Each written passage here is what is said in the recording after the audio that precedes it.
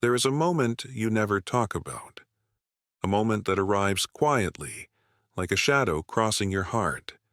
Someone gets close to you, close enough to touch something true, and instead of leaning in, you feel yourself lean away. It's so subtle that even you barely notice it. A soft pulling back, a quiet shift, a sudden stillness in your chest that only happens when you begin to care too much. Most people think distance means disinterest. They don't know that some hearts protect themselves by pretending not to feel. You know this pattern too well. You've lived inside it for years. It's the invisible tug of war between the love you want and the fear you carry. Because the truth is simple and complicated all at once. You don't push people away because you don't care. You push them away because you care so deeply that the very act of caring terrifies you. Love has always felt like standing at the edge of something high, beautiful, breathtaking, and dangerous. And you've fallen before. The ground still remembers your name.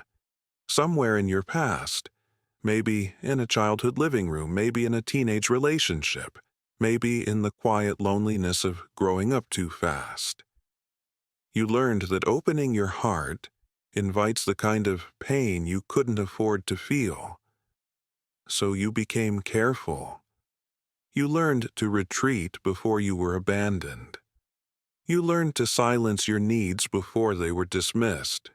You learned to walk alone even when you longed for someone to walk beside you. And now, in adulthood, that old instinct still speaks. Hide. Distance yourself.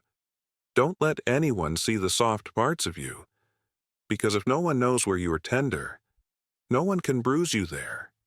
So when someone cares, really cares, something inside you trembles.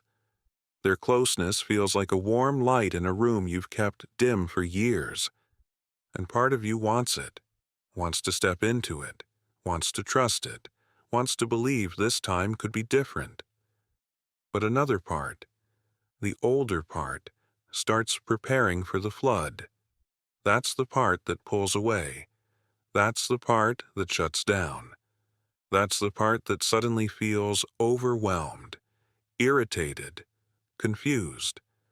Not because they did something wrong, but because your heart is bracing for the moment they might turn away. You don't push away out of coldness. You push away out of protection. It's like your heart keeps its own emergency exit. A door you run through before anyone else could think to leave. And afterwards, you sit with the guilt. You replay the moment. You feel the ache of wanting them close and the fear of letting them be. Most people will never understand the loneliness of the strong, quiet ones, the ones who love silently, the ones who detach softly, the ones who disappear not because they're careless, but because they're scared. But here's something gentle to hold. Your fear is not your enemy. It's an old friend who learned to protect you in the only way it knew how. It did its job. It kept you safe when you were too young to understand why the world hurts the way it does. But you are older now. You are stronger now. And not every closeness is a threat. Sometimes staying is safer than hiding. Sometimes love does not break. It mends. You don't need to open all at once. You don't need to be fearless. You just need one small moment of softness. One breath where you let yourself believe that not everyone will leave when you let them see you. Because the right person won't be frightened by your distance.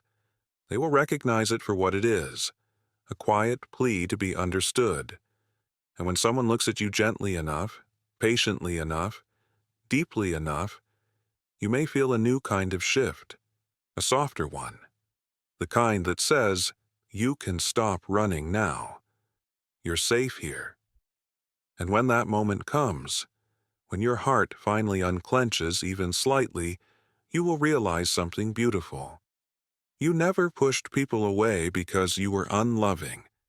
You pushed them away because you were afraid of losing what you loved most. And now, slowly, cautiously, you are learning another way. A gentler way. A way where fear and love can coexist without drowning each other.